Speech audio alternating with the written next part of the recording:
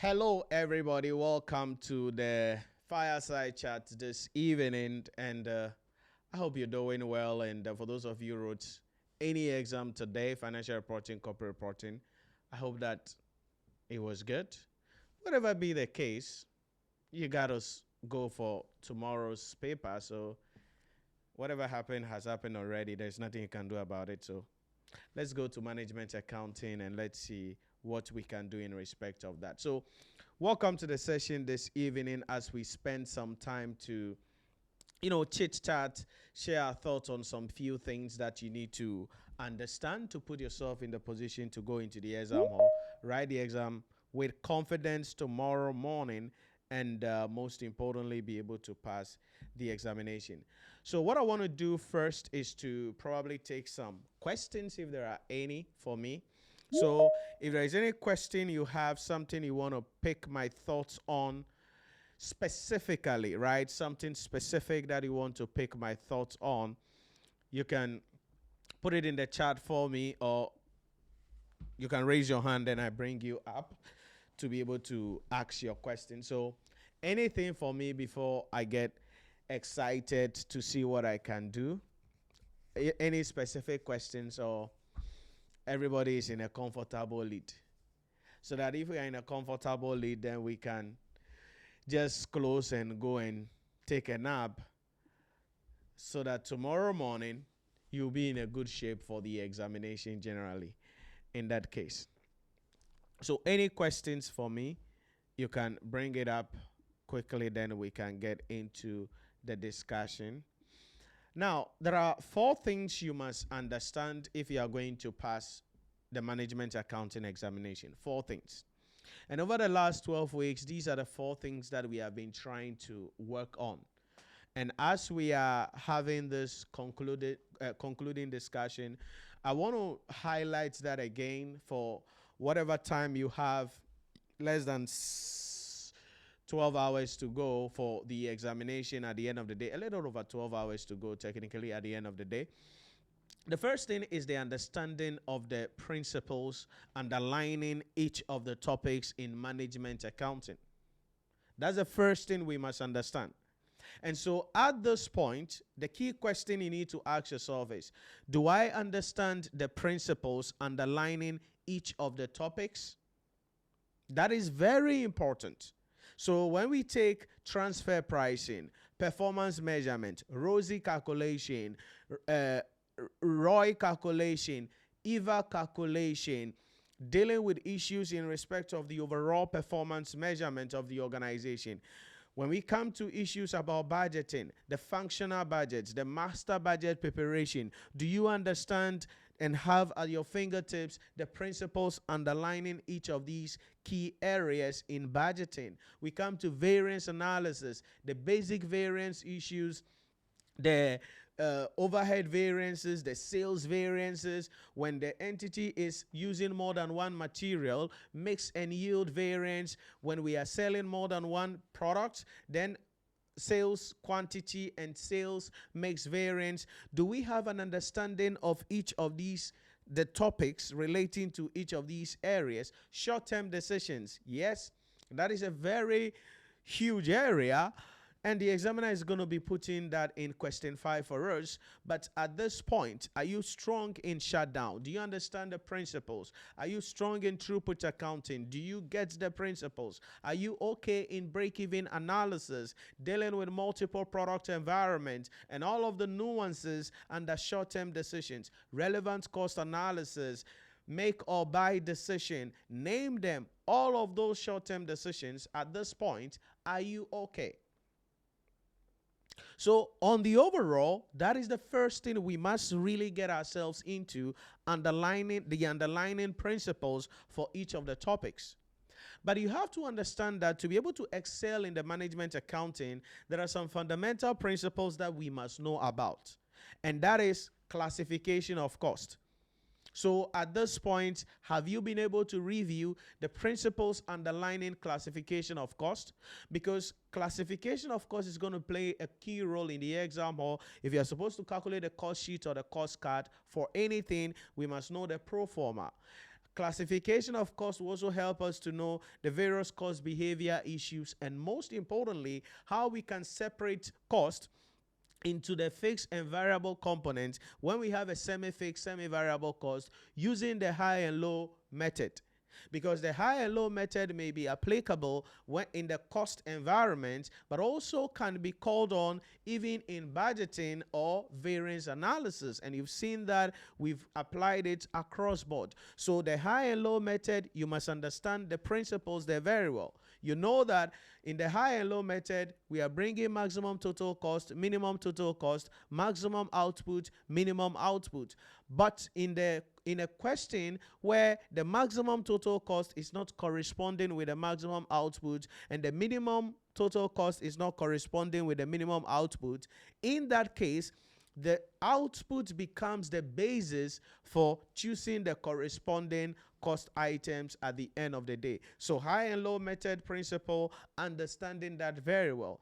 Not only that, we come to the issue in respect of the overheads, and so the absorption costing principle, preparation of the profits statement under the marginal costing principle, absorption costing principle, dealing with the concept of over absorption of overheads, under absorption of overheads. All right, marginal costing principle, that is crucial because in all the short-term decisions, that is the principle we are going to be applying at the end of the day. Then you come to activity-based costing. Yes, we may have it as a dedicated question on its own in the exam hall to use the activity-based costing to estimate the cost of the entity's product, service, or an undertaking. But also, the activity-based costing principle is applicable even under the transfer pricing environment, because we could be asked to calculate the transfer price using the activity-based costing principle. And so these are fundamental, non-negotiable principles that at this point we must have at our fingertips. And so the question I then ask again is this: all these principles in all these areas, how strong are you at this moment? If you are upward of 90% of the principles, meaning you know them, that is the starting point. Because ignorance of the principle is the beginning of disaster. Because in the exam hall, all we are doing is applying the principle. So that is the first key thing we must understand when it comes to the management accounting examination, having an in-depth understanding of the principle. So if there is anything that I've mentioned, any of the topical areas that I mentioned, that you are not strong in the principles, then it is important you sit it out. You have a little over 12 hours to go to review that using the summary videos to make sure that you are strong in those principles. But that's the first part of the journey. The second part of the journey is comprehension. meaning understanding the context of the question. And this is where your English language and your calmness is going to be playing the role in the exam hall. So, have you been able to practice enough question in such a manner that you have familiarized yourself with the way the examiner is going to be stating the question and what you are looking at? Especially in the short-term decision issues, the grammar, the context of the question, in budgeting and budgetary control, the concept and the questions, variance analysis, the context of the question and the various principles. Understanding is going to play a key role. So the question is, as you are here now, as you are preparing for the exam, how far have you gone in trying to look at comprehension? But there is one thing you can do in the exam hall, and that is to be calm.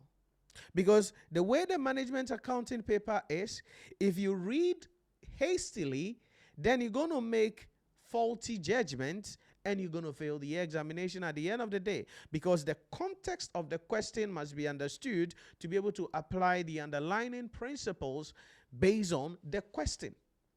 So yes, you can understand the topics, you can understand the principles, but if you miss the context of the question, the grammar, the expression, out of anxiety, fear, and you are not calm to get the context of the question well, then you're going to create disaster for yourself. But that is the second thing we must understand.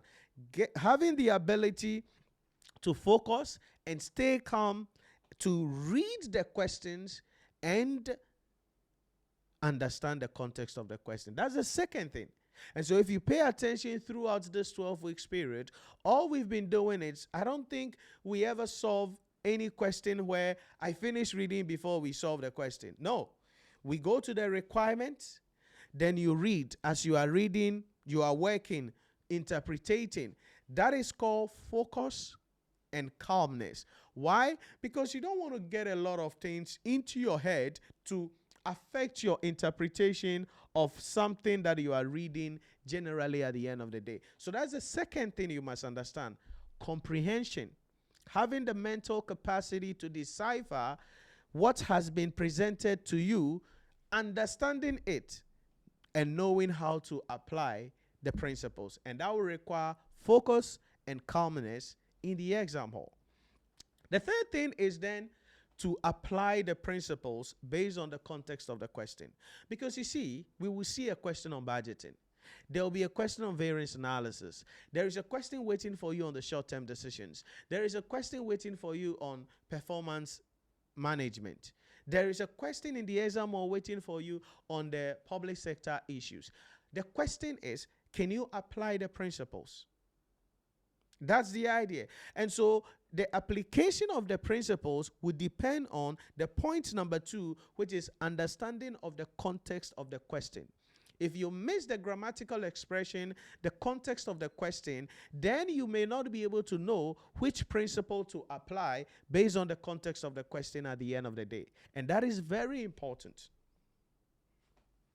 Once we are able to understand that, the fourth thing, which is going to be the biggest challenge of all for you to pass the examination, will be working with speed and accuracy. The problem in management accounting is that management accounting is not that the question is difficult. The problem is, by the time you finish interpreting the question or the statement, what is going to be happening is that you're going to spend a lot of time at the end of the day. So by the time you hear, get ready to stop work, or 1 hour gone, or 2 hours gone, you're already toasted. So mentally, you have to work with speed and accuracy. And that is why we tell you that the way you approach this exam is, we're going to have 70-30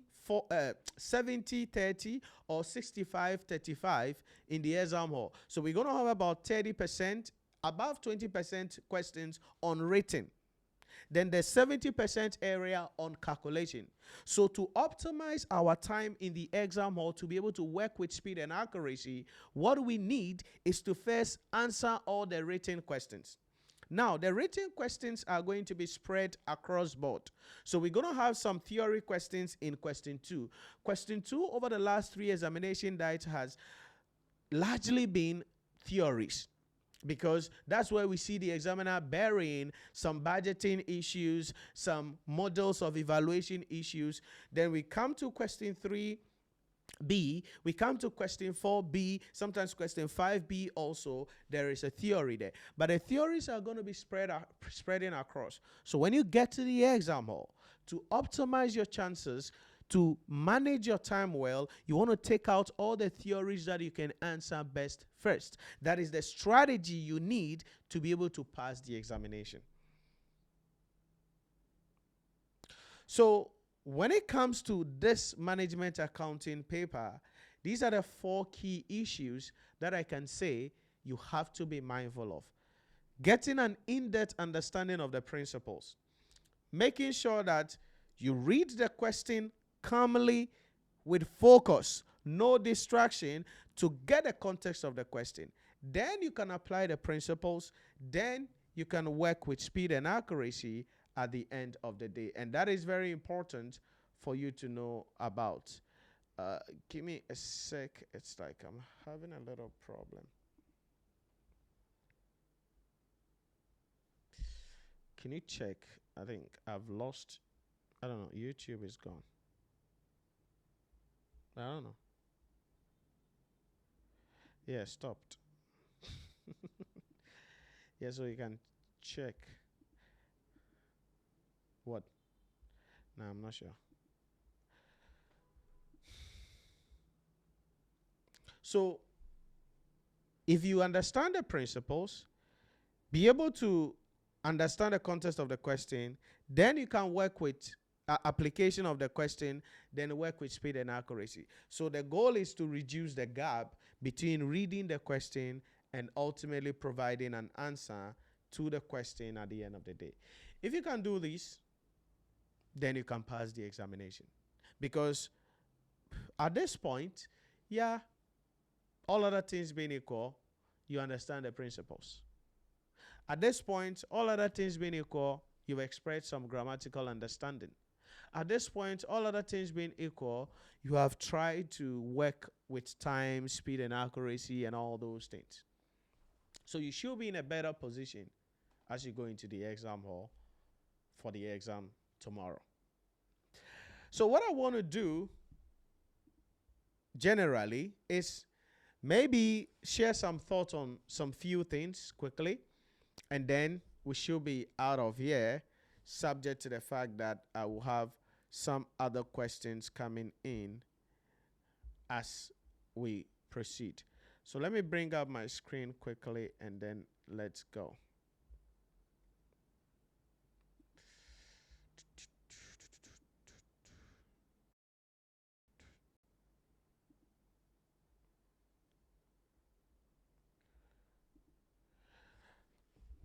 So, key principles relating to key topical areas that we have to be mindful of when it comes to the examination. What are the key principles? What are the key topical areas? What are the key topics that we have to be mindful of to pass the exam? So yes, let me go into this guy, standard costing and variance analysis. 15 marks question waiting for us there. And we've spoken about the styling of choice of questions available to the examiner. That on the theory side of things, types of standards, right? Attainable standard, unattainable standard. We spoke about basic standard, current standards, all those things. Objectives of standard costing, uses of standard costing, then limitations of standard costing, all those things are there. Stages involved in setting standards, those are also there that you have to be mindful of at the end of the day. Then the last part is where the variance are given and you're supposed to analyze the variance and explain to to management what is happening in the variance. So those are the theory issues that we highlighted that the examiner is going to be getting goosebumps on.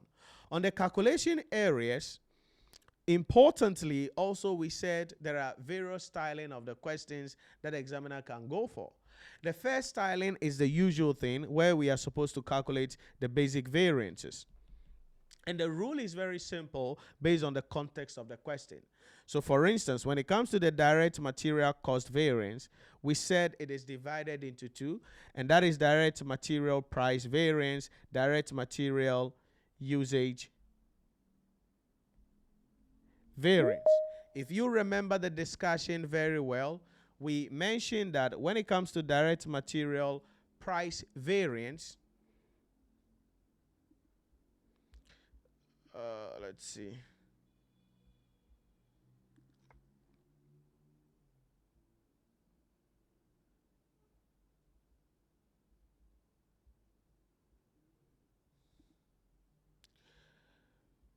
We mentioned that when it comes to the direct material price variance, this is based on the actual material that has been bought, or if you want, used during the year. So for the actual material that has been bought or used during the year, how much we have paid for it and how much did we pay for it? That is the direct material price variance. The direct material usage variance, on the other hand, is based on the actual units we produced, right? Actual units produced, taking into consideration the actual material used. So for the actual units that we produced, how many kilograms of material should we have used? How many kilograms of material did we use? That is what we must understand when we talk about the direct material usage variance. Direct material usage variance. Very important thing there that we must know about. But we mentioned that sometimes the entity may have more than one product that it is using, or more than one raw material that it is using in the production of the goods or rendering of the service. And so the direct material usage variance can further be divided into the mixed variance and then the yield variance.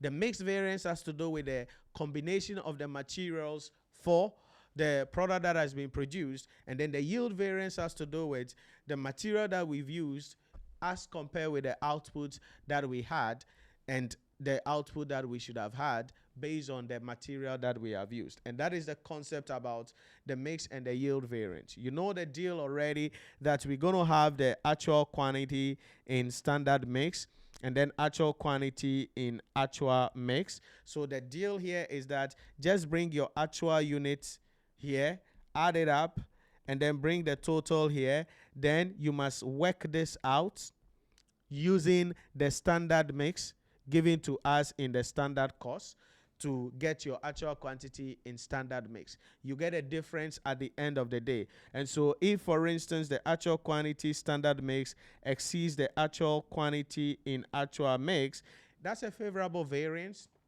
at the end of the day, because it means that we've used less than we should have used at the end of the day, and the reverse is going to be true. The yield variance, we said we can do it in total or for each of the individual materials. And if we are doing for the individual materials, it's going to be the actual quantity standard mix and then the standard quantity in standard quantity in standard mix. And this you will work for. And this is the should have.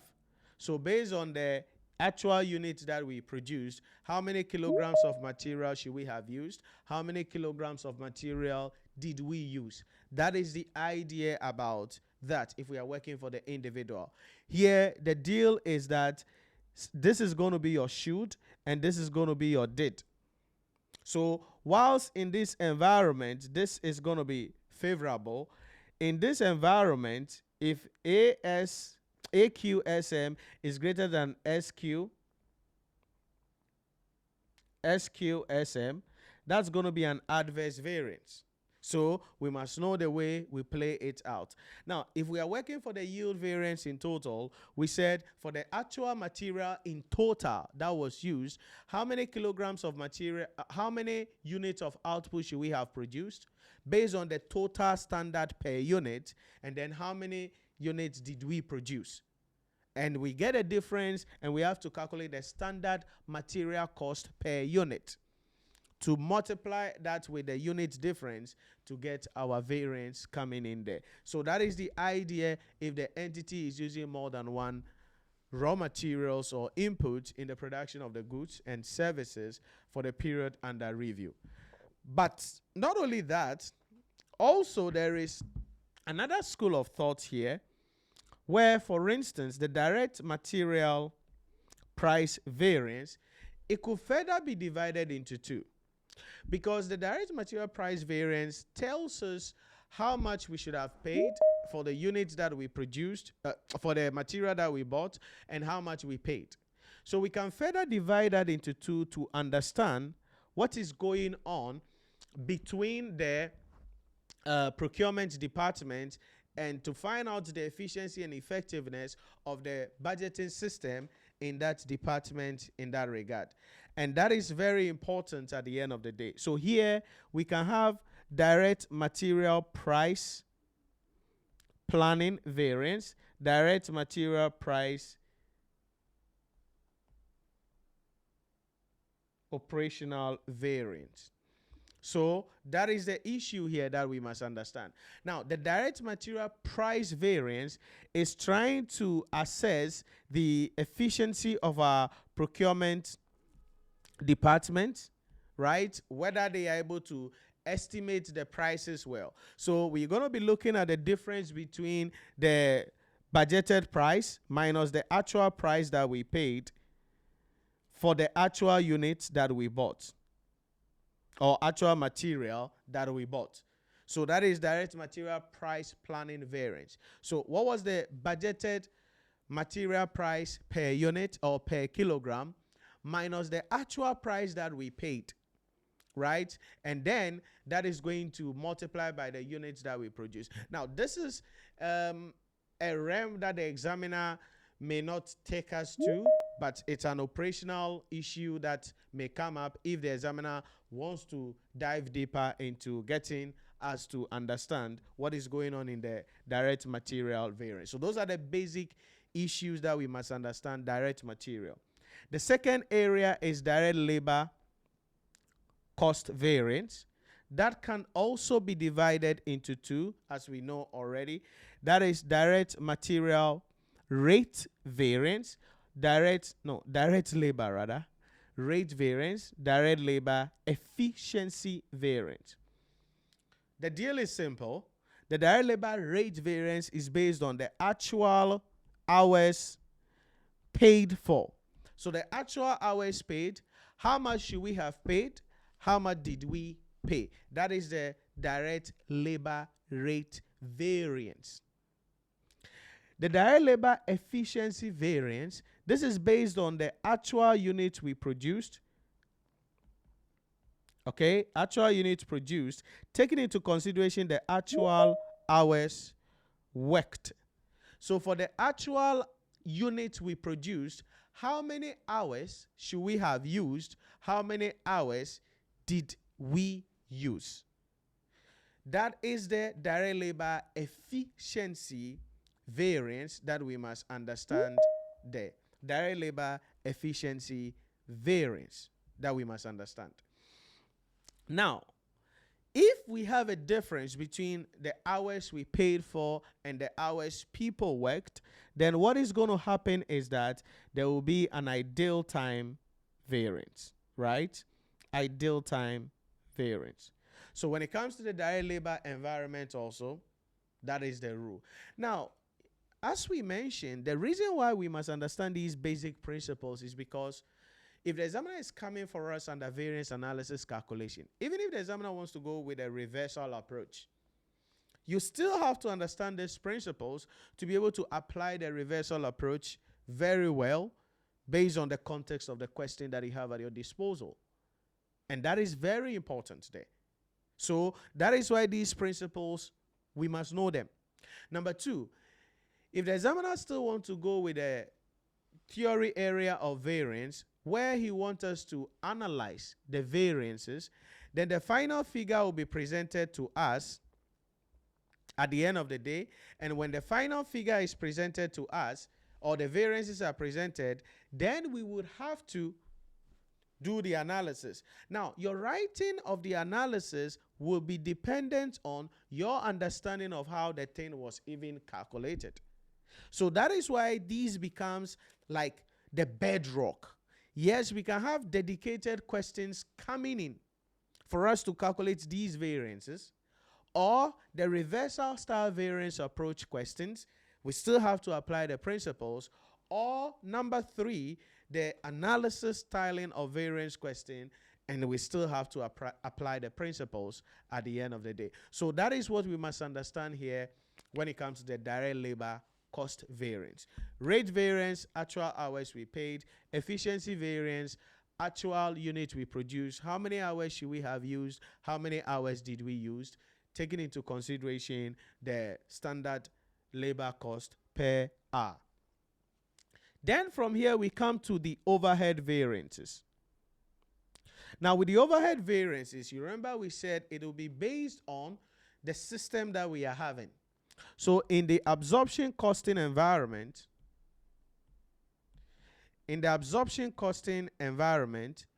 what is going to happen is that we will have the fixed overhead expenditure variance. The fixed overhead expenditure variance, as we said, is the simplest styling of variance question that the examiner can present us with. Very simple. So what does that mean? Here you just bring your budgeted fixed overheads, right? Budgeted fixed overheads minus the actual fixed overheads, and that's all. We are done at the end of the day. But the examiner can take us into fixed overheads efficiency variance. If you remember, we said in the overhead environment, if we are calculating overhead efficiency variance, all you would do is go to the labor efficiency variance, pick the difference from there, and then multiply that by the fixed overhead absorption rate per hour. That's all. So you just pick the difference from the direct labor efficiency variance and multiply that by the fixed overhead absorption rate per hour. And that will land us into the fixed overhead efficiency variance. So again, that means that ratio is very simple, because once we have the direct labor efficiency, the way we are supposed to get the difference from there, then we will just need the fixed overhead absorption rate per hour to be able to then know what has to be done in that particular case. So that's the second thing. Then we come to fixed overheads.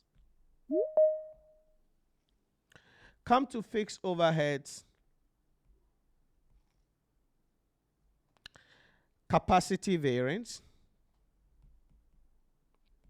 And we said this is based on the units that the entity wants to produce as compared to the actual units that they produced.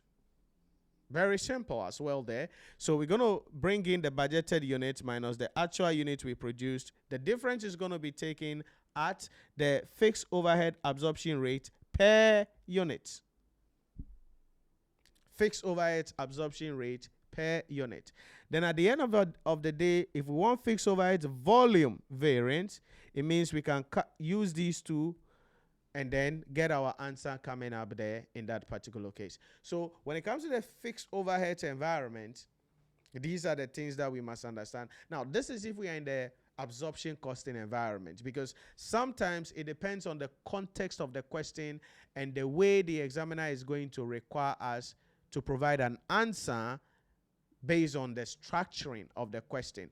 But that is the fixed overheads and absorption costing. In marginal costing, we're just going to be interested in usually the first two, expenditure and efficiency variances. Those will be the two that we will be really interested in the marginal costing environment. That's all. Now, in how do we call it? Absorption costing, variable overhead. There we'll have variable overhead expenditure variance. And the overheads may be absorbed based on the labor hours. So the actual labor hours that people worked, how much should we have paid in terms of, sorry, let me take that again. When it comes to the variable overhead environment, and we are looking at variable overhead expenditure variance, we said this is going to be based on the actual labor hours that we paid for. So for the actual labor hours that we paid for, how much should it have cost us in terms of the variable overhead? How much did it cost us? So that is the deal there. Also pretty simple. The variable overhead efficiency variance. No problem. You just go take the difference from the labor variance and multiply the results by the variable overhead absorption rate per hour. Then we are done at the end of the day. So those are also some of the things that we must understand when it comes to the calculation of these various variances as well. Now, remember, as I said, we could have a question, 10 marks, and it is just on the overheads that the examiner wants us to calculate. That's all. Just on the overhead. So the examiner can just focus on overheads and ask us to calculate the overheads. Then we come to the last one, which is going to be the sales variances, right? The sales variances. Now, with the sales variance, we said we have the sales price. This is a difference between how much we should have sold the actual unit and how much we sell it for at the end of the day. So that is the sales price variance. And then we go to the sales volume variance. Now, this will be based on the environment we are in, but it is going to be the budgeted sales minus the actual sales. The difference will be multiplied by either standard profit or standard contribution, depending on the environment we are in. I think last semester the examiner was excited on the sales variances for multiple product environments or so in that case. So that is the idea there about the sales variances. So what are we saying?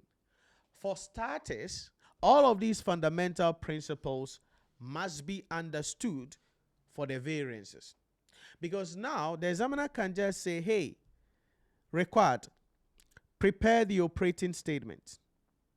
Okay, required, prepare the operating statement. Okay. If the examiner says we should prepare the operating statement, you know what that means. It depends on the environment we are in, but you have to bring your budgeted profits, bring your sales variances, then you bring all the variances that you need to calculate based on the context of the question. So if the examiner says prepare operating statement, it means we should be able to calculate all of the ratios, then you can now prepare the operating statement.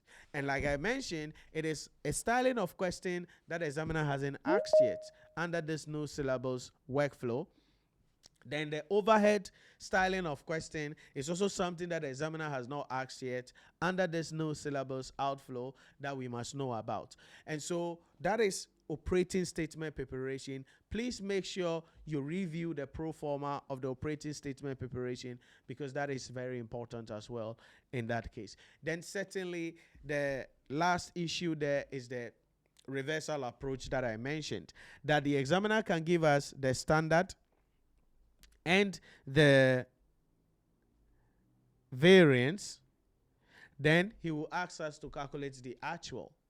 Or we will be given the actual and the variance, then the examiner will ask us to calculate the standard. So these are all styling of questions that you must understand. Again, if you have been really serious by now, you've gone through all of these styling of questions and the variance analysis, especially leveraging the practice question course at your disposal to be able to go through those things. So when it comes to the variance analysis, the calculation areas, these are the things we must understand. The fundamental principles underlining each of the calculations. Number two, the styling of the questions and the way we have to approach it. So whether we are preparing operating statements or doing reversal styling of variance analysis, the fundamental principles will be coming up, because that will feed into the way we do the calculation at the end of the day. Then certainly the analysis part.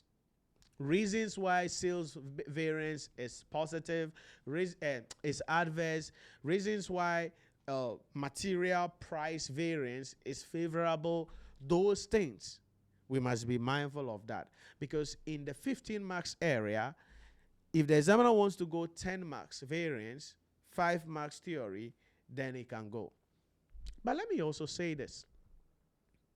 Strangely, there has been moments where under this new syllabus where the examiner did not bring 50 marks fully question on variance, which means that there was an examination that he brought just 5 marks theory question on variance, and the other 10 marks, the examiner actually took students back to the basics, cost classification issues, to be able to prepare the cost card or the cost sheet.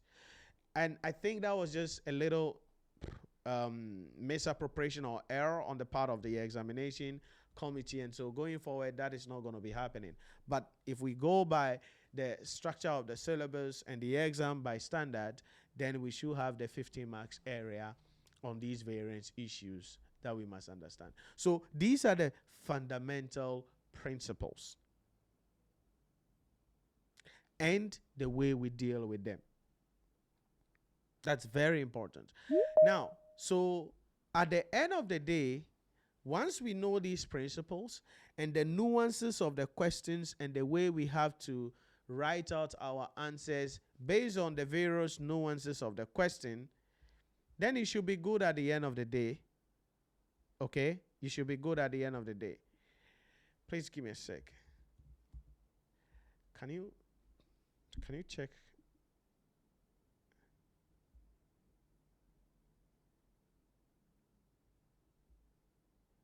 Yeah, I've shared it.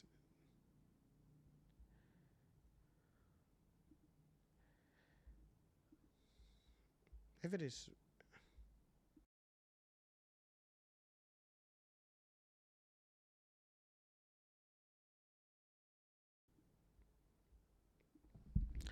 so once we get these principles, you're gonna be good at the end of the day. So that's variance analysis, and then the nuances that we must understand under variance analysis. Then we come to the brother of variance analysis, and that's going to be budgeting, right? 15 marks also in the exam hall. So in budgeting, what are we looking at generally? Again, here, there are a lot of theory questions that the examiner can set, a lot of theory questions that the examiner can access, that we must be mindful of. And so the importance of budgeting, the stages or process involved in the preparation of the budget, then the budgeting methods or approaches, right? Incremental budgeting, zero-based budgeting, activity-based budgeting, bottom-up budgeting, rolling budgeting, like all of those approaches of budgeting. These are theory issues that the examiner can ask you. I believe that at this moment, certainly you've been able to read through those approaches of budgeting. Very important. Then when it comes to the calculation aspect of budgeting, as we mentioned, the examiner can put us in the spot for the preparation of the functional budget, as we know already. And then the examiner can put us into a spot for the preparation of the master budget. Then there is a styling of question as well, even under budgeting, which is called the rolling budget. I'm going to share some thought with you on that in a moment. The rolling budget styling of question. So when it comes to the functional budget, you remember the thought process that we put across. Give me a sec. Let me see if I can get my diagram that I used here. No, not this one.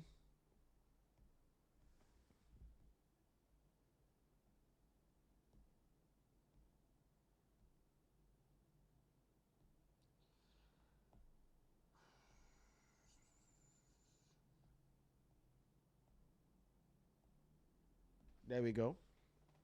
So when it comes to the preparation of the functional budget, we discuss the principles. And that's what you must understand. Now, this is the trick.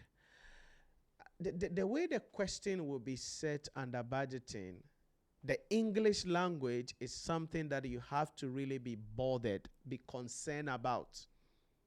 Because if you miss the wording, the structuring of the questions, then certainly you're going to be missing a lot at the end of the day when it comes to budgeting. So, in addition to, yes, getting the principles on budgeting, the English comprehension, taking time to understand the structuring of the wordings and how they mean will be crucial here. So, sales budget, if the examiner wants us to prepare a functional budget and start with sales budget, we know that it's not a rocket science. There is not much that we can do there. There is not much the examiner can affect us with there, apart from the fact that the selling price per unit. Right? So we solved a question like that where the selling price per unit nuances, the examiner can make a statement that would have to make you calculate the selling price per unit differently. Now, if you miss that, then your sales budget is going to be au revoir, mon ami. But we said that is the budget prepared by the selling and distribution department to show the amount of units or the units of product that the entity can sell and the revenue that they're going to be generating from the sales. Please, you must know the one-liner definition of all of the budgets, because it's a question the examiner can ask you under budgeting. Write short notes on the following. Then you see those types of budgets. So in that case, the examiner is not bringing any calculation questions.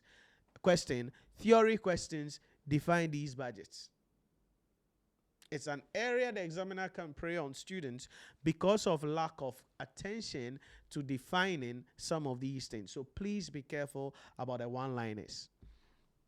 Then we said from sales, we come to the production department to prepare the production unit budget. This is the units that the entity must produce in order to meet the sales unit. Remember that in the production budget preparation, we need to calculate the closing stock and the opening stock. 99.9% of the time, the examiner is not going to give that to us. But the examiner will give us information that will help us to calculate those opening and closing stocks. But the wording will be stated. Maybe the examiner will say, oh, closing stock for every month or every quarter is 35% of the sales of the sales for the next month. Okay. Or the examiner will say that the closing stock of finished goods is 30% of the cost of sales of the next month. Ooh. So it means in that case, we need the cost of sales. Then you can do the percentage of the cost of sales, and that becomes the closing stock of the finished goods. So paying attention to the way the closing stock is supposed to be calculated for the finished goods will be crucial. But the wording will be in the question. It will be in the question. So 3 options available to the examiner largely. Option number 1, the closing stock is given to you so you don't have to sweat. That's too easy. The examiner doesn't like dancing like that. Option number 2 is to tell you that, oh, the closing stock of a period is maybe a certain percentage of the next month's sales. Yeah, that's a little good. But where the deal is even sweetened more is where the examiner said, oh, the closing stock of finished goods is 25% of the cost of sales of the next month. Then you have to do a lot more work. Because in such environment, we will need to sometimes even calculate the cost of sales. And sana, we can get the closing stock coming in. So all depends on the structuring of the question. But that is the production unit budget.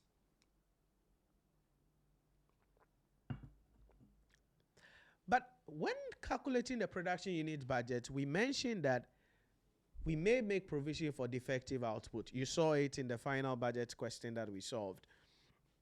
And the defective output increases the units that we need to produce. And the rule is very simple. So if the examiner says, for instance, that, oh, maybe 10% of all finished goods are defective, then when you bring your sales unit, add your closing stock, less your opening stock, this figure you get represents 90%.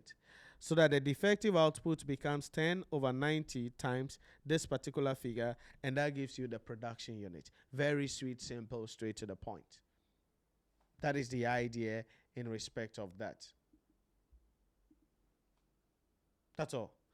Then we come to material usage budget. How many material do we need to be able to produce the unit? So material usage budget. So that's very simple. The production unit multiplied by the material usage per unit. So normally you don't need a lot of miracle on the material usage budget, just like the sales budget. You don't need a lot of miracles.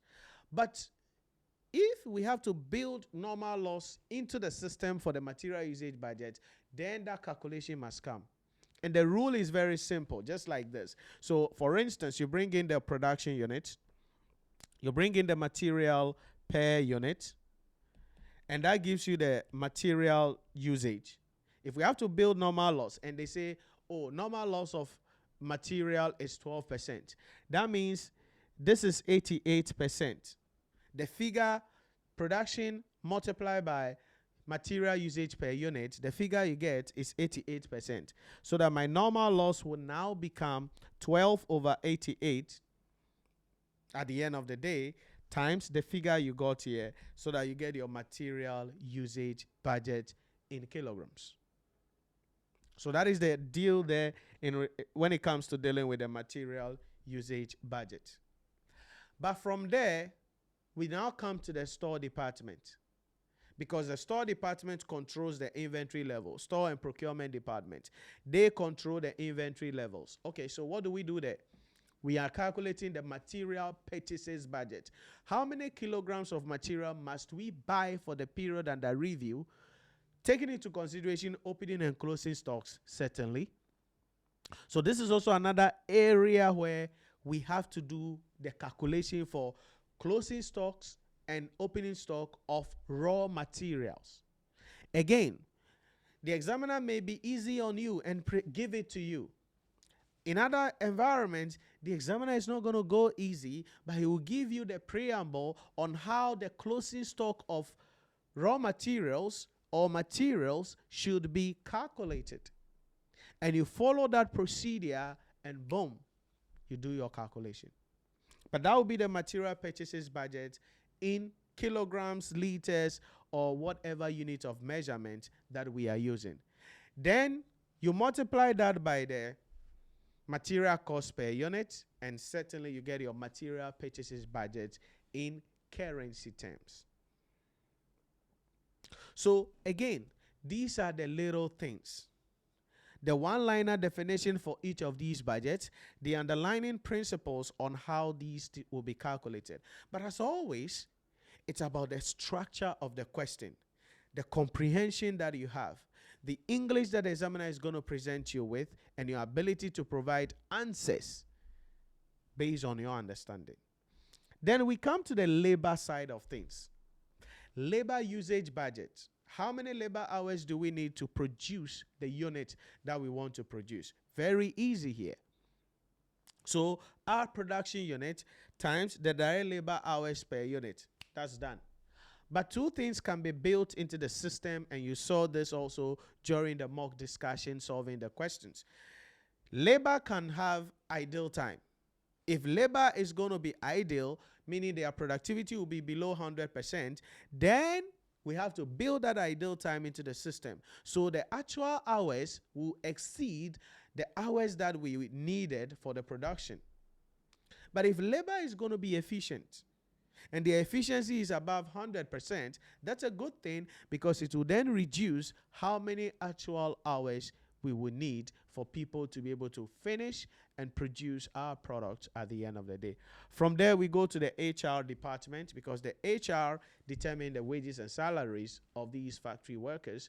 So they are going to then calculate the direct labor cost budget. But remember there also that we can build into the system overtime or bonus. Again, all of those nuances, you saw some of them during the mock discussion questions that we went through those things. So these are the concepts, the principles underlining these functional budget preparation.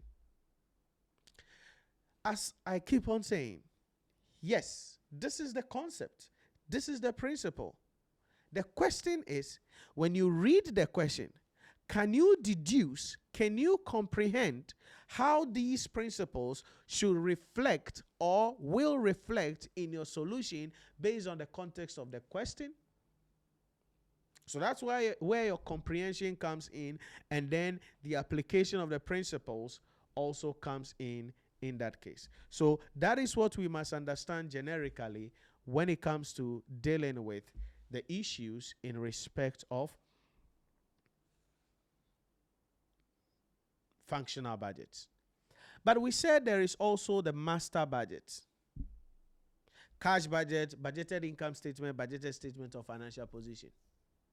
The cash budget, we know the rules already, but about the trade receivables schedule, you got to follow the workflow well based on the context of the question if the examiner wants to go there.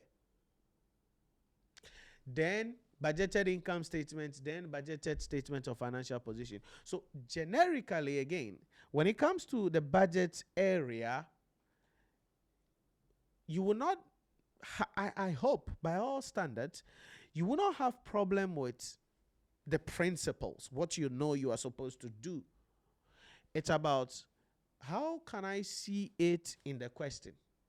How do I know the examiner has said this and it means this, and work myself out? That's the thing.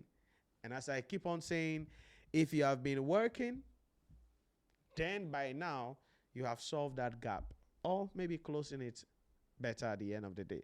But there is one styling of budgeting based on budgeting methods, which is called the rolling budget. Because you see, in the incremental budgeting, what we said was that here we are preparing the budget based on previous year's data, making provisions. So what it means is that we have the idea, issues for maybe 20x5. So we are given the 20x5 budget. Based on that, we can now prepare 20x6. But the examiner is now going to give us some notes to help us adjust those 20x5 figures to be able to get 20x6. That's incremental budgeting. You saw that in the certain budgeting question that we did, where it wasn't even a traditional budgeting question though, but a question where the market growth, if you remember that question, where we needed to calculate the entire market growth, then we'll calculate the company's share of the market, if you remember that styling of question. And I mentioned that is like a flex environment. So that's flex budgeting, because the examiner can access budget preparation question from the methods of budgeting. So we have 20x5 results. Notes are given. We will use those notes to adjust the 20x5 results and prepare the budget for 20x6 as per the context of the question. Then we come to zero-based budgeting. As we mentioned here, you are starting from scratch. So everything must be justified. So we determine the decision packages, the various things we want to do. We evaluate what we want to do at the end of the day, and then we ultimately make the decision what we have to do at the end of the day as well. So zero-based budgeting, we are starting from scratch. Theoretical purposes, we said the advantages of incremental are the disadvantages of zero base, and then the disadvantages of incremental are the advantages of zero base. So once you know these two angles, then you are going to be in a comfortable lead at the end of the day. That is zero base budgeting. But there is another styling of budgeting, which is what I'm bringing you to, which is the rolling budget. Now, the idea about the rolling budget is that it's bringing us in the middle of sort of incremental and zero base a little. What does that mean? The rolling budget means that we will prepare a draft budget for the whole year. Okay, maybe 20x7. So we'll prepare the draft budget for the whole year, 20x7. So that will be in a draft. Then we'll prepare Q1 budget in detail. Because based on the current information we have, we can only see in the next 3 months because the organization is operating in a highly dynamic environment. So when an organization is operating in a highly dynamic environment, zero-based budgeting may not be good. Incremental budgeting will be a disaster. So zero-based rolling budgets will be the best thing. So we have the draft for the whole year, but we prepare Q1 in detail. So at the end of the Q1, we now have current information. Then we can use that to prepare the detailed budget for Q2. At the end of Q2, we now have some current information. We can now prepare the detailed budgets for Q3. That is why it's called rolling budgets. That is another method, approach of budgeting that we must know about. Again, I don't know the structuring of the question that the examiner could get goosebumps on in this budgeting nuances, but it's a styling of question that is interesting in SEMA, interesting in ACCA, that the examiner can also flex you with in the exam hall. But that's the concept. It's nothing new. It's all that, okay, we have the data for Q1. So the examiner gives us information about what is going to happen in Q2. So you use the Q1's data with additional information of what will happen in Q2 to prepare the budget for Q2. So that's why I said it's like flex budget, incremental budgeting. But unlike incremental budget, which is for the whole year, rolling budget, we are doing every quarter because we are living or operating within a highly dynamic environment. So that's the idea about the approaches or methods of budgeting. Yeah, we have participative budget, non-participative budget there. Take it easy, Nhyira. Participative budget is where the employees or lower level managers are allowed to be involved in the budgeting process. But non-participative budgeting is where the budget is just prepared from the top. Lower level employees are not included or allowed in the preparation of the budget. The examiner can bring a theory question about the importance of involving or including employees in the budget preparation.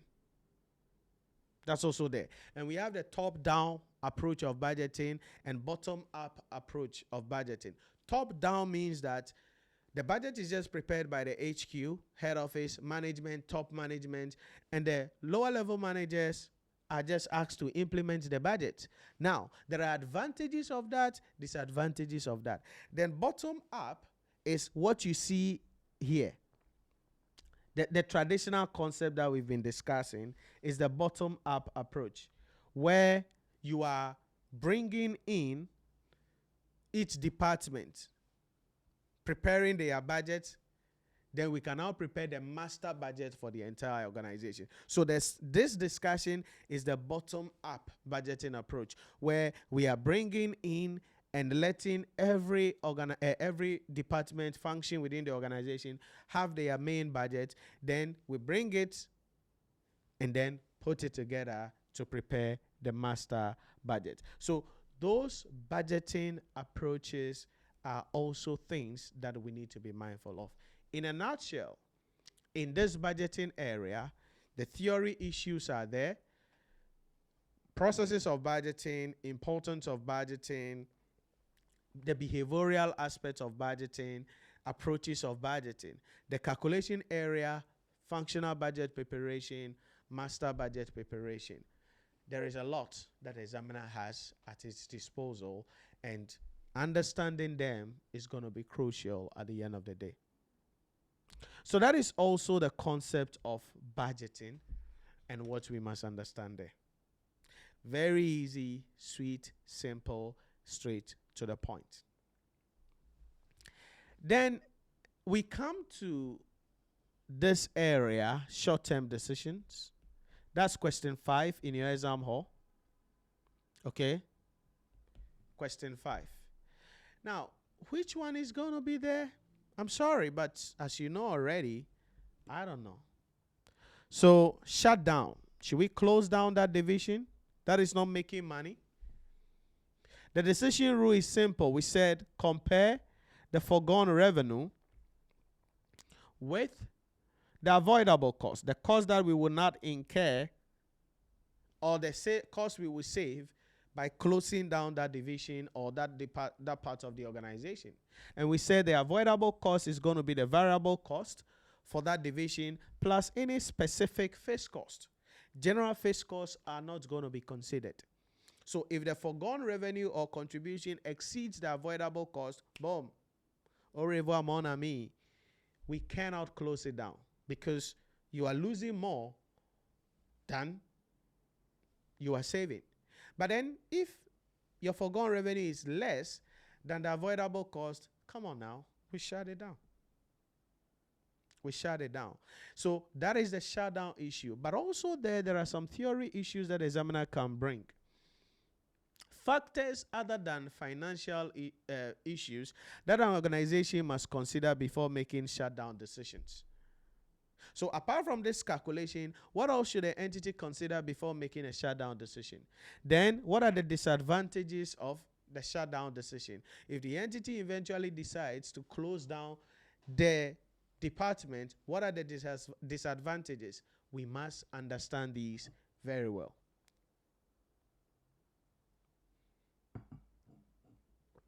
That's what we must understand. So that's shutdown. Easy peasy. Then we come to limiting factor analysis. Don't you just love limiting factor? Simple. Identify your bottleneck. Okay? If it is not given, you identify the bottleneck. Okay? Once you are done, get your contribution per unit of the limiting factor. Contribution is selling price minus variable cost. Both production variable cost, non-production variable cost. So you get your contribution. Then you divide that by the per unit of the limiting factor to get a contribution per unit of limiting factor. Then you rank. After ranking, you design your production plan. But here's the deal. In the designing of the production plan, if there is any special contract that the entity has, any guarantee that the entity has, like the question we solved during the mock session, although that was in the throughput environment, we produce that first. And so now we apply the ranking rule to design our production plan. Once we design our production plan, we can now calculate the maximum profit.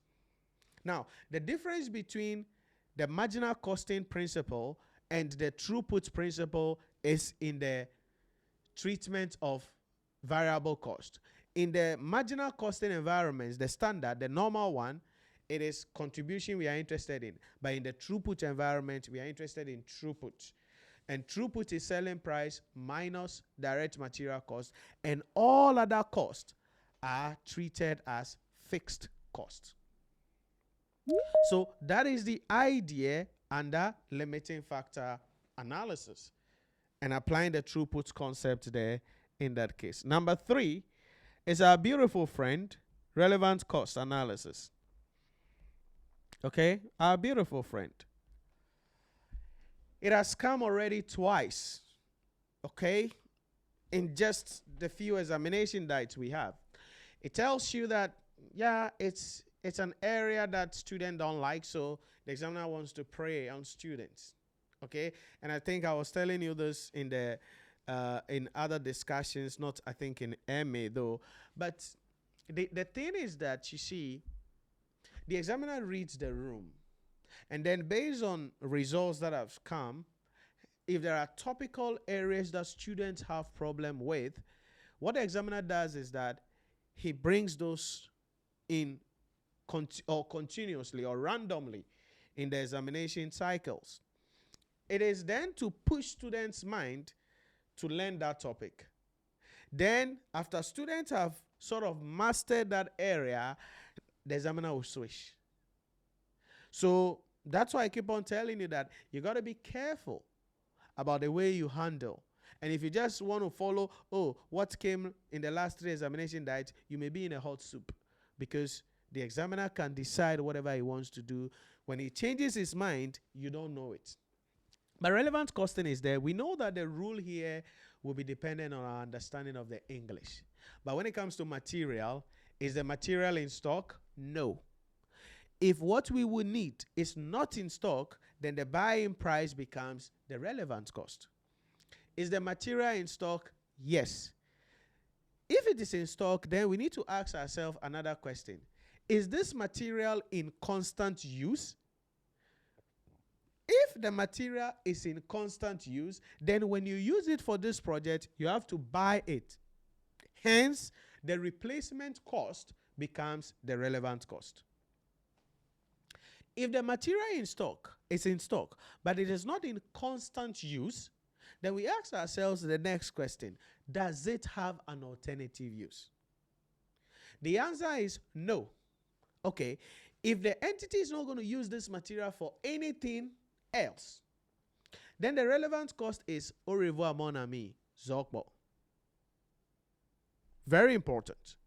But if there's an alternative use, then that alternative use, we will not use it for that. And so the lost contribution, lost revenue from the sale or usage of the material to produce another product becomes the relevant cost, and that is the opportunity cost. But the last one is the interesting part, that if there is no usage for the material, but the entity has to dispose of the material at a cost, then it means using the material for this project, we will not have to incur that disposal cost. Now, that is a relevant cash flow, but it will reduce how much we charge the customer. So those are the nuances about the material environment. But as always, it all depends on the way the English is stated. So your ability to comprehend, understand, interpret the English expression is going to be crucial for you to pass the examination. That's very important there. Then you come to labor, same idea. Is labor permanently employed? Mba, Debbie. Okay, then it means that when we employ them, we got to pay them. Awesome. Is labor permanently employed? Yeah. Okay. Do they have spare capacity available? That's the next question. 2 answers. No. Yes. If yes, they have spare capacity, au revoir mon ami. So the relevant cost there is going to be 0. Unless they will work overtime above the spare capacity, then the overtime payment will be the relevant cost. So be careful there. Yes, there is a spare capacity, but they may have to work overtime over the spare capacity. If they have to work overtime above the spare capacity available, then the normal wage we pay them for the spare capacity will not be relevant. But the overtime that they are working for, that will be relevant cost, and we have to build that into the system. Can labor do overtime, spare capacity? Do they have spare capacity? No. If they have no spare capacity, we have a couple of options. Option number 1, transfer them from the existing job to this job. Stay with me. If you are transferring them from the existing job to this job, they are permanently employed, so they will get their salary either way. But now that you are transferring them from an existing job to this job, then the lost contribution from that job we won't get. Late submission of that job, we may have to pay penalty. So the lost contribution or any penalty payment from transferring those permanent staff will become a relevant cost that we have to build into the system. Or option number 2, we can outsource their role. So if it is cheaper to outsource, so you look at a deal, if we transfer them, the opportunity cost of their transfer is say 20,000. Meaning the lost contribution from their current job is 20,000. If we outsource their function, since they are permanently employed, that can be done at 15,000. So if you are the management accountant, what should we do? We outsource. Because it is cheaper efforts to outsource than to transfer your people and lose $20,000 at the end of the day. And these are the things that we must understand generically when it comes to dealing with relevant costing. So shutdown, limiting factor, relevant costing, make or buy. Should we make the product in-house or buy it from outside? It depends on what is happening here. It depends.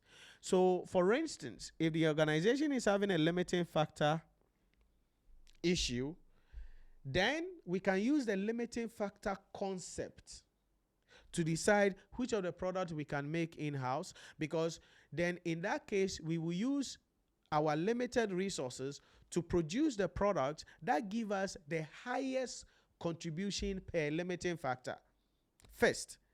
Then the remaining of the products we will need, you can buy it from outside.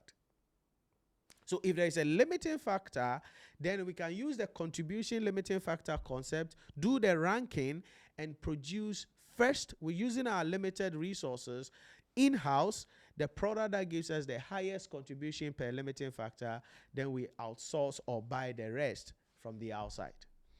In other cases, there may not be any limiting factor.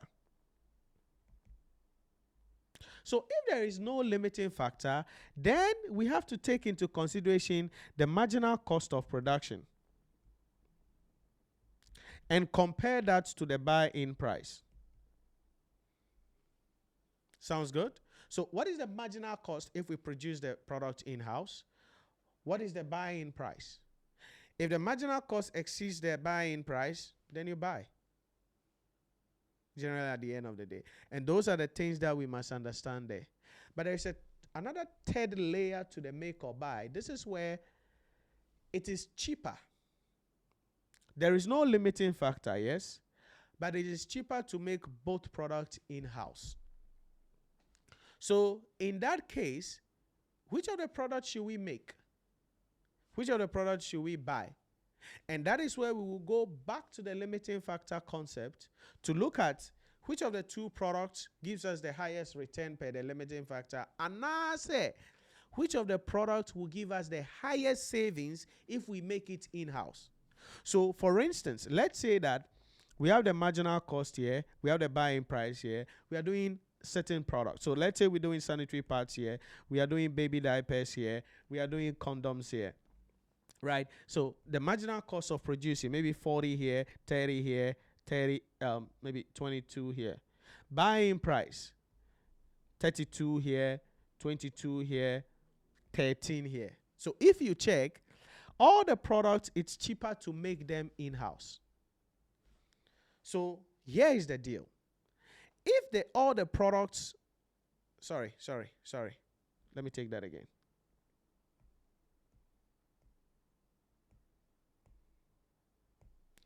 All the products, it's cheaper to make them in-house. So if they are all cheaper to make in-house, but we can't make all, right? Because maybe we don't have the resources to be able to deal with all of them. So what do we do then? We can look at the cost savings when we make it in-house. So the cost savings in making in-house here is going to be 8. It's going to be 8. It's going to be 9 here. Then you bring in the cost savings per the limiting factor. So we bring in the usage of the resources per unit to come and divide it. Then you now get the cost savings per the limiting factor. So in that case, You then rank. The one that gives us the highest cost savings per the limiting factor will be produced first.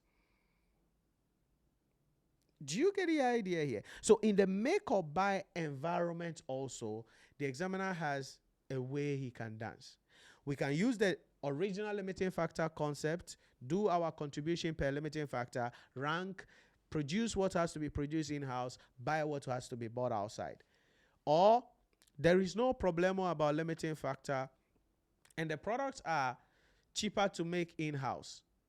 But then we don't want to make all of them in-house. Okay, so which one should we make in-house? Which one do we buy outside? Then you can use this concept as well. So under the make or buy, it is dependent on the structure of the question and the principle we have to call on to decide which of the products can be made in-house and which one can be brought in from outside. But that is the concept of make or buy as well. Very easy. Then we come to throughput accounting. Now remember, as I keep on telling you, throughput originally is not under short-term decision as per your syllabus slide because it's under models of evaluation there, but it's part of the short-term decision scenarios. So we can have dedicated throughput accounting question coming up. Also, one of the things outstanding, if you remember, I told you about, where we are calculating the throughput accounting ratio. Pretty easy. Return per factory hour, cost per factory hour, interpreting the throughput, and most importantly, what should we do if the throughput accounting ratio of a product is below 1? Right? So those theory issues there about throughput, we got to understand them. Then our main guy, break-even analysis.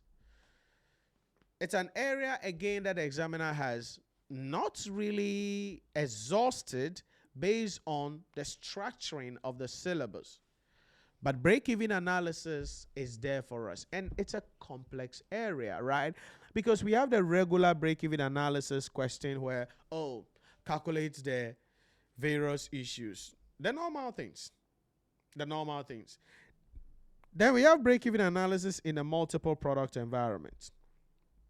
That was asked, I think, last 2 semesters or so, multiple product environments, margin of safety, and a little bit, but not weighted average contribution to sales ratio. So multiple product environments, significant or huge area that we need to know about in that particular case. Then, so the regular calculation, the issue in respect of the multiple product environment. Then there is a third styling of break-even question, where I think we solve a styling of question like that as well. Those of you in the practice question course, you might have seen some styling of questions where the entity is making some short-term decisions. But we have to apply the break-even rule. For instance, the entity has option 1. Should they increase selling price by a certain amount? It affects volume by a certain amount. It affects fixed cost by a certain amount. But you are using the break-even principle to approach that question. So I will say that the break-even understanding is something that you have to know about because it's a marginal costing principle. Because all the short-term decisions, marginal costing principle. But in break-even analysis, we see the marginal costing principle really at play easily. So we must understand issues there, the calculation aspect, the theory aspect. Assumptions of break-even analysis. At least 4 of them off head. Then the limitations. As you know, we've said this, you don't need to learn the 2. If you know the assumptions, flip it up, they become the limitations. But that is the idea about break-even analysis as well. Short-term decision that we must know about. So shut down. What's the decision rule? Context of the question. How do you go? Limiting factor analysis. Decision rule. Context of the question. How do you go? Relevant cost analysis, the principles, the English, make or buy, the rules and the application of the rules. Throughput accounting, the rules and the application. Break-even analysis, the principles, structuring of the questions, and the application of the principles. Then we have outsourcing decisions, which technically is under make or buy though. So it's a theory issue that we are having. So what factors does the entity take into consideration before outsourcing? something like that, right? What are the factors an entity will take into consideration before outsourcing? So it's an issue that the examiner can ask us about that we must be mindful of. What are the advantages? What are the disadvantages of outsourcing?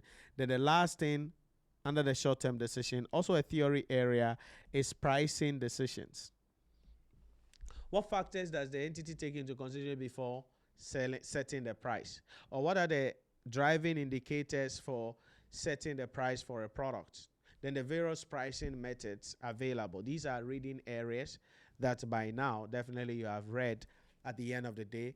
So we have the prestigious pricing, the cost plus pricing, we have the discriminatory pricing, market scheming pricing, market penetration pricing, all of those nuances. But that is short-term decisions.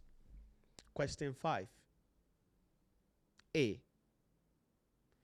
That's where one of these guys will be there. The examiner could do 2 if he gets goosebumps and he wants to get a lot out of you, then he could do 2 of these short-term decisions nuances in the exam hall. But the key thing is we must understand the principles underlining all of them, because 1 or 2 of these guys will be in the exam hall. Again, your problem will be comprehending the context of the question, then applying the principle. Because you may see, oh, calculate the number of units the entity should make in-house and the number it should buy. It's, it's make or buy. But then what do? Do you look at the marginal cost of making and the buying price and use the cost saving concept to do your calculation?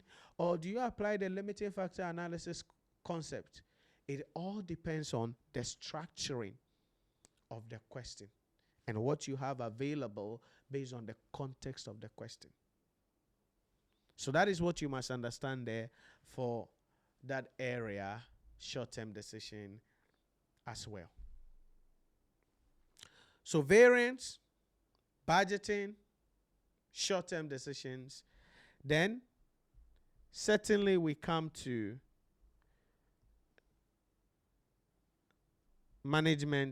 performance management. Right? Question 1. So you're going to see, boom, question 1. And we said the examiner has a lot of options here available. Either the examiner will say, hey, I want to focus on a division. Okay.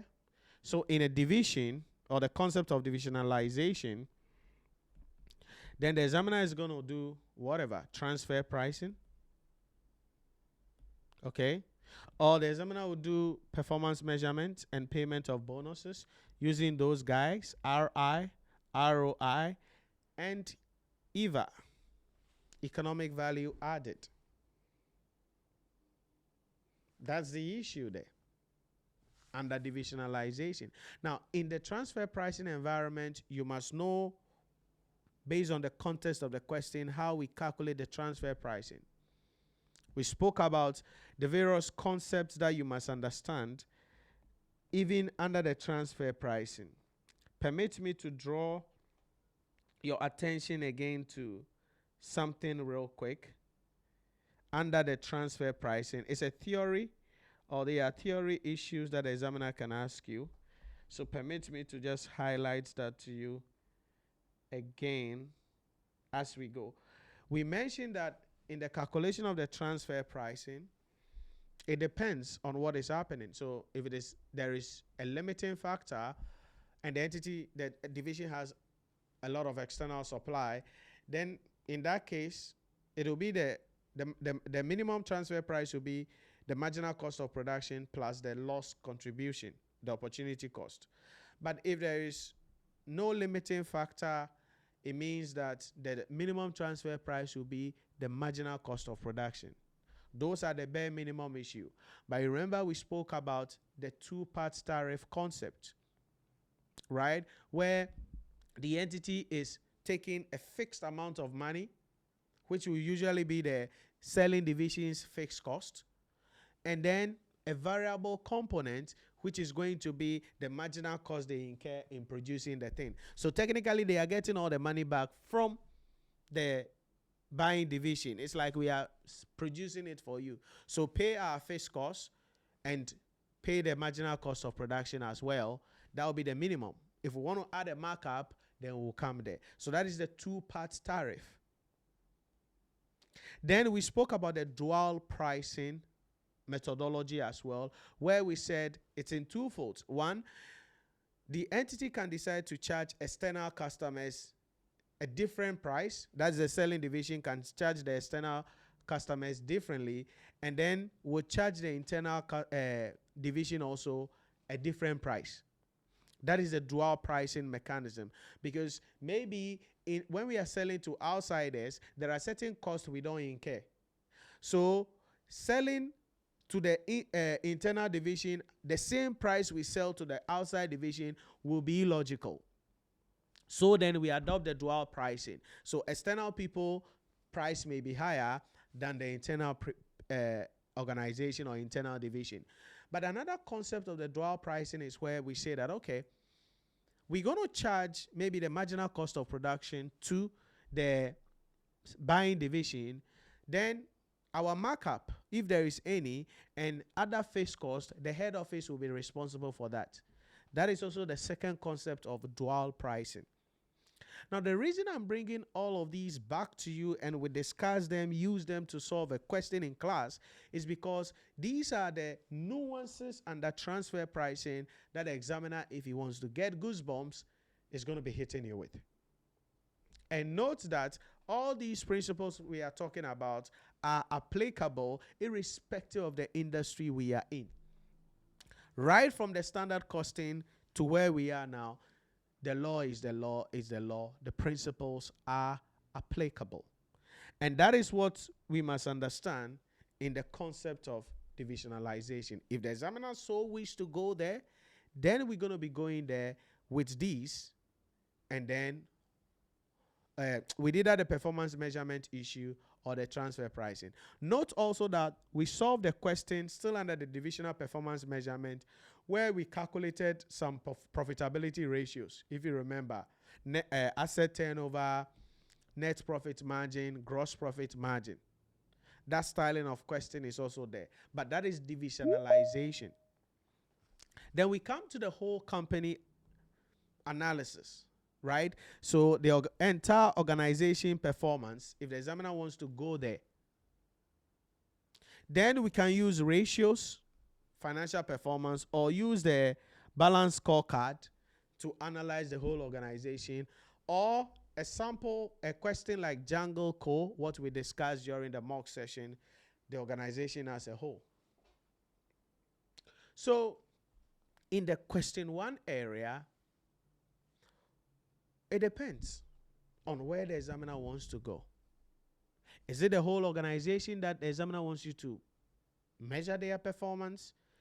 We can use ratios. We can use the balance scorecard. We need to use both financial and non-financial performance indicators. You're going to be interpreting a lot of things there.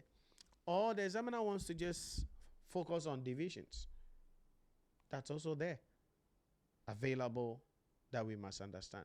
Remember, I told you to also read on the Fitzgerald and Moon building block, because alternatively, especially in the service organizations or service industries, the balance scorecard, although could be applied, doesn't work well. So in the service organizations or service industries, we apply the Fitzgerald and Moon building block.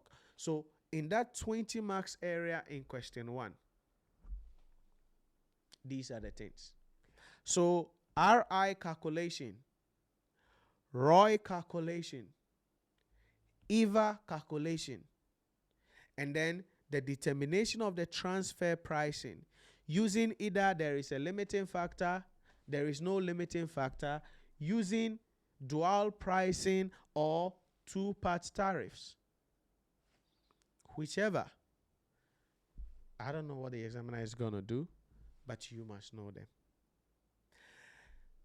In some instances, that question one, the A part will be 15 marks, so that there will be a written part theory for 5 marks. So in the question one of the things as you are reading you could check quickly is the B of that question one. It could be a written question that you may take, and that written question may be related to performance management, or it could be other areas of the syllabus. So if the examiner wants to do 15, then he will bring a 5-mark theory question in the B part that you need to address. But that is the performance management area that we must understand as well. Very sweet, simple, straight to the point. Then we come to the final 15 marks area, what happens in the public sector. Okay, what happens in the public sector? So project appraisal here. And so we must make sure that we remind ourselves about the methods of appraisal of projects. The traditional methods: accounting rate of return, payback period, discounted payback period, net present value, internal rate of return, which is the same as the break-even rate, right? The rate at which the NPV of the project is 0, the break-even rate. So that is something that we must understand there. So these basic methods. Now, in the last 3 examination diets, the examiner hasn't gone to any of these. What the examiner has been focusing on in the last 3 examination diets has been the new things that are used to evaluate projects in the public sector. That is the cost benefits analysis, and then the cost and the benefit cost ratio. Okay? So these are the 2 things the examiner has been focusing on in the last 3 examination dates. And as I said to you, the examiner has a goal, and there are things he wants students to know. So he leads students to know and master those things. Then in an examination diet, once he is satisfied that, oh, now students are okay with it, then he shifts their attention to other areas of the syllabus. And that's the play of the examiner. So in the last 3 examination diets, if you check, this is where we've been dancing at. Cost benefit analysis. We look at the present value of the cost and the present value of the benefit. But if you pay attention carefully, we said the benefit is actually the contribution from the project. And then the cost is actually the fixed cost of the project. So that's the nuances about the cost-benefit environment. So the benefit is going to be your selling price minus the variable cost to get your contribution. That is the benefit. Then the cost on the project will actually be the initial cost of investment in the project plus any fixed cost that we will incur. So be careful there about cost-benefit analysis. The cost-benefit ratio, present value of the benefits divided by the present value of the cost. If it is greater than 1, accept the project. If it is less than 1, reject the project. So in the last 3 examination diets, these are the 2 the examiner has been focusing on. So in November, for instance, there are students, their whole agenda is on cost-benefit analysis. There. That's all the agenda. Because that's what the examiner has been doing in the last 3 examination diets. And so if you're not careful, you will then lose guard on ARR, on payback, on discounted payback, on normal NPV workflow, or heck, the other ones, cost effectiveness analysis. You may lose guard on them. So be careful not to optimize yourself here and be caught off guard here or there. So cost effectiveness analysis and then the cost outcome analysis. Make sure you do not ignore those other methods, because it's likely that the examiner it's going to pause his agenda on these 2 issues, the cost benefit analysis issue, because he might have achieved the goal that he wants to achieve. Now let's go to other methods of appraising projects in the public sector. So that is where students will then go and be like, oh, accounting rate of return. Oh my God. They are trying to remember what they learned in financial management, but it's going to be fuzzy. Then you know at that 15 marks, it has become au revoir mon ami. All I am saying is be careful not to check the last 3 examination data and say, oh, the examiner has been bringing this. It was Amakasene. Know that the syllabus has other aspects. The topic has other areas. So, yes, know everything. And that's why if you pay attention over the last 12 weeks and throughout our discussion, I don't leave anything on the table. I am teaching you based on the syllabus and what's the options available at the disposal of the examiner. But another layer of thing that I'm adding to you is the objective of the examiner, that he is on an agenda to point students to various areas of the syllabus over the life of the syllabus.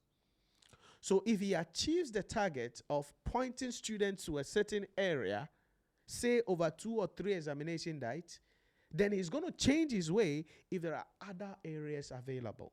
So don't die on the mountain of cost-benefit analysis by not moving forward to the traditional methods of investment appraisal and cost effectiveness analysis and cost outcome analysis. Please review them as well for that 15 marks area that the examiner is going to be bringing on public sector, or the role of the management accountant or management accounting in the public sector. So that is basically the issue there that we need to understand going into this public sector environment. Please note there are a lot of theories here. And this is question 4A. There are a lot of theories here. So you can go there and there's no calculation on the public sector area. All the 15 marks is a theory. So please be mindful. So in a grand scheme of things, where we're going to have that 70%-ish calculation issues, these are the main issues we need to understand. Standard costing and variance analysis, budgeting, short-term decisions, performance measurement, then the role of the management accountant or management accounting in the public sector.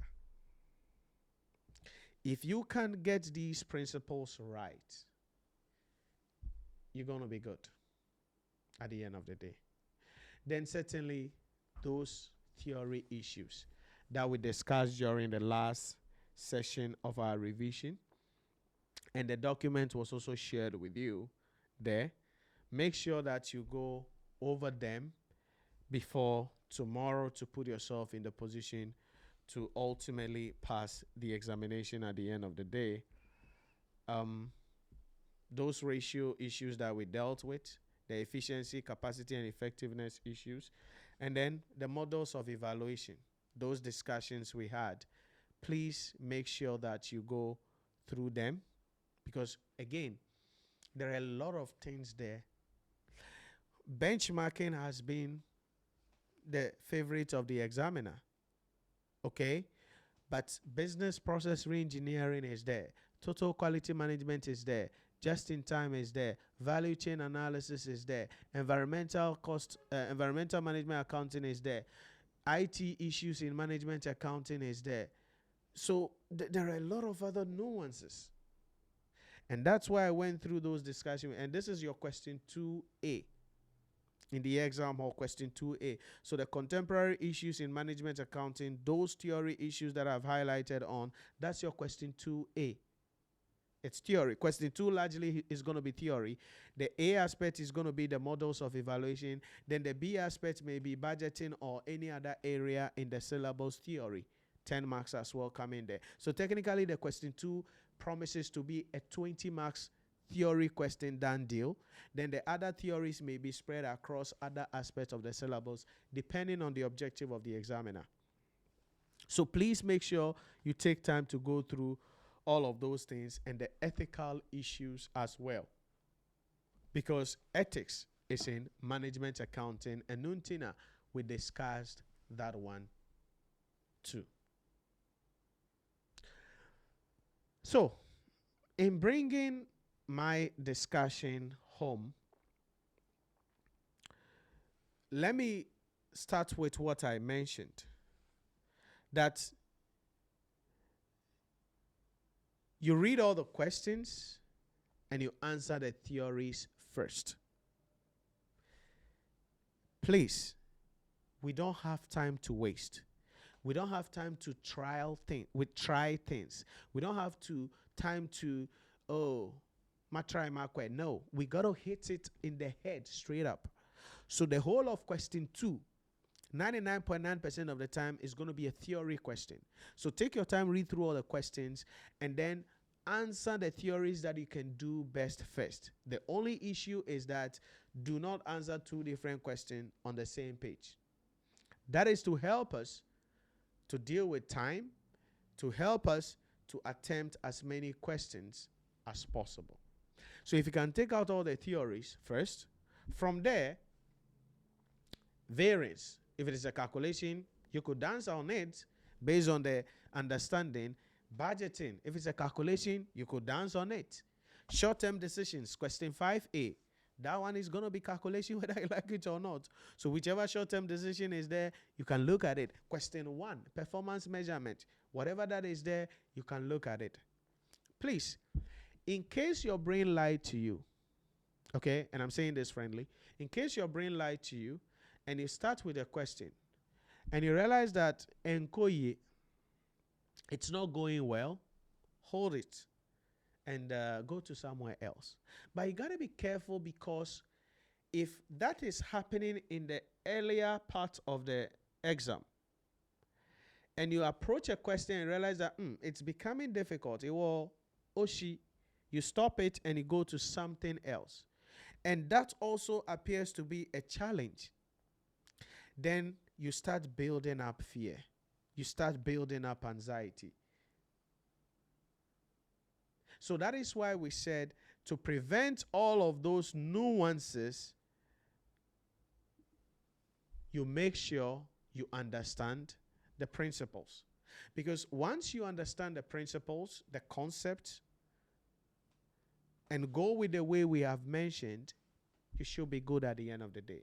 So, master all those written aspects under each of the topical areas. Then, in the exam hall, answer all the written areas first. From there, you can apply your understanding and attempt all of the questions. Take time to read through all the questions. Okay? You may see the question 5A, maybe it's a shutdown decision question. Yeah, and you will think, it's easy to do. But if you're not careful, it may take you more time. So take time to read through all the questions very well, to build your understanding generally at the end of the day. And if you can do that, I think you should be in a comfortable lead to ultimately pass the exam in that regard. And definitely make sure you rest well. Okay, so from here, freshen up, go to bed. Tomorrow morning, eat a nice breakfast.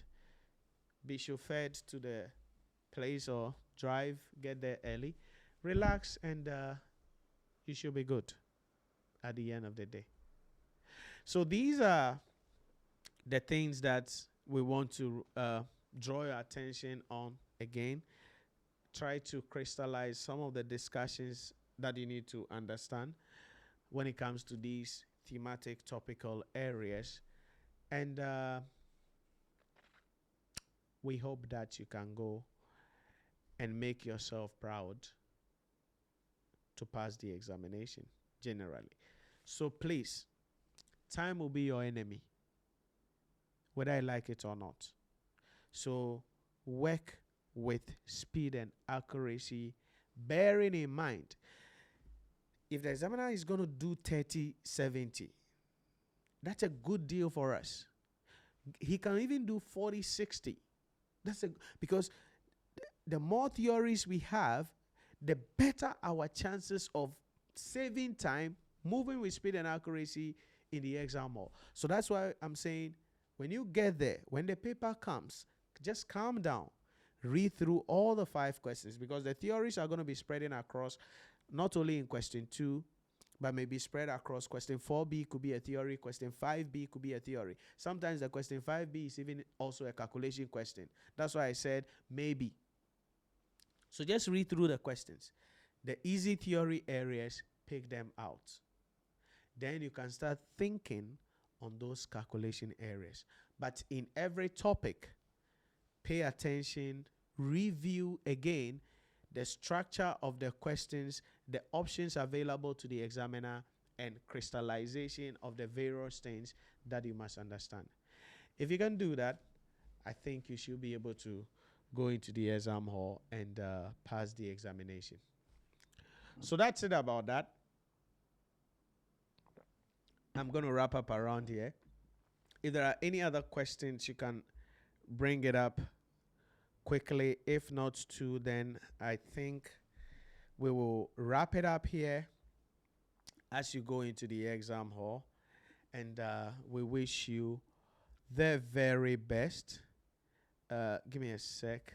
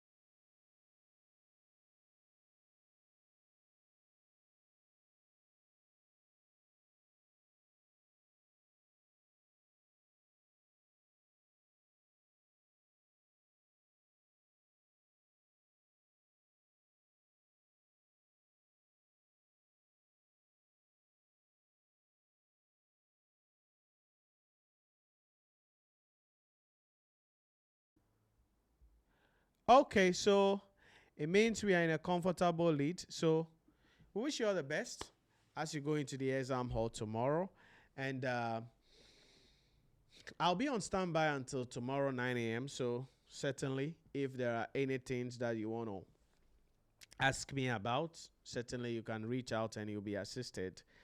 Wish you all the best as you go, and make sure that you calm yourself down, focus, and you should be good. All right? You should be good at the end of the day. Also, then, pray for us. Yeah, I've been praying. You will be good. Okay? God will be with you. And you have peace of mind and sound mind and go successfully.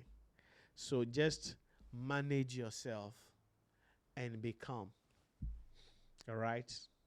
God will give you the sound mind you need to pass the examination.